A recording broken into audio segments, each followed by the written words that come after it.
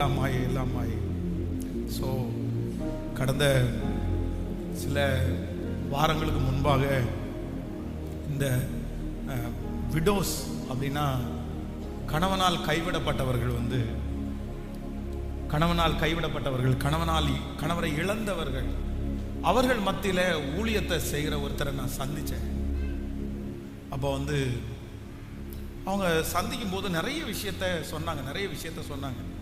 அதில் ஒரு விஷயம் என் இருதயத்தை ரொம்ப பாதிச்சிருச்சு. என்ன பாதிச்சிருச்சுன்னா, பாஸ்டர், நான் நிறைய விடோஸை நான் சந்திக்கிறேன், நிறைய கணவனால் கைவிடப்பட்ட நிறைய பேரை சந்திக்கிறேன். ஆனால் என் மனசில் ரொம்ப கஷ்டமாக இருக்கிறது என்ன அப்படின்னு சொன்னால், இந்த இளம் விதவைகள் கணவனார் கைவிடப்பட்டவங்களுக்கு யாராவது ஒருத்தர் பின்னாடி இருந்து என்ன பண்ணிடுறாங்கன்னா, ஒரு தைரியத்தை கொடுத்துட்றாங்க. ஒரு தைரியத்தை கொடுத்து, ஒரு அன்பை கொடுத்து, அவங்களுக்கு ஏற்கனவே அவங்களுடைய லைஃப்பில் ஒரு கேப் இருக்குது. அவங்களுடைய ஹஸ்பண்ட் இல்லாதது ஒரு கேப், அது ஒரு இடைவெளி.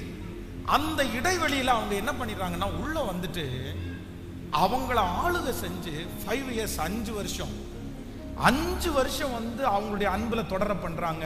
அவங்கள்ட்ட பேசுகிறாங்க, அவங்களுக்கு கேட்குறதெல்லாம் வாங்கி கொடுக்குறாங்க, அவங்கள ரொம்ப அழகாக வச்சுக்கிறாங்க. ஆனால் 5 வருஷம் தாண்டி அவங்கள ஒரு சின்ன ஒரு டிஷ்யூ பேப்பர் மாதிரி அப்படியே தூக்கி போட்டுறாங்க. 5 years தான், 5 வருஷம் தான். அந்த 5 வருஷத்துலையும் இவங்க தான் அவங்களுக்கு நிறைய செஞ்சிருக்காங்க. ஆனால் இவங்க செஞ்சது மாதிரி காமிச்சிடுறாங்க. அந்த 5 வருஷத்துலையும் அவங்க ரொம்ப நம்பிடுறாங்க, ரொம்ப இது பண்ணிடுறாங்க. இந்த மாதிரி பாதிக்கப்பட்டவங்கள ஏற்கனவே அவங்களுக்குள்ள ஒரு காயம் உடஞ்சாச்சு.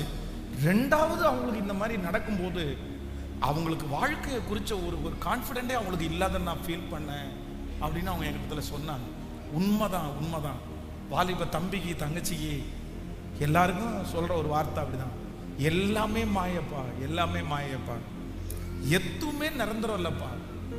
யாருமே உன்னை கடைசி வரைக்கும் நேசிக்கவே முடியாது, யாருமே கடைசி வரைக்கும் உன் கூட இருக்கவே முடியாது. நீ அதை ரொம்ப நல்லா அண்டர்ஸ்டாண்ட் பண்ணிக்கோ.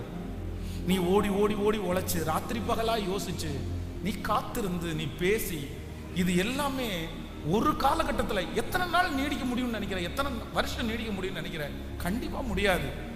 ஏதாவது ஒரு சூழ்நிலையில, ஏதாவது ஒரு இடத்துல நம்ம அதை முற்றுப்புள்ளி வச்சே ஆகணும். அதுக்கு முற்றுப்புள்ளி வந்தே ஆகணும். ஏன்னா அது நிரந்தரம். சொல்லுங்க, அது நிரந்தரம் இல்லை. ஆனா நீ இப்பவே அதை மனசுல எடுத்துட்டீங்கன்னா நீங்க விழ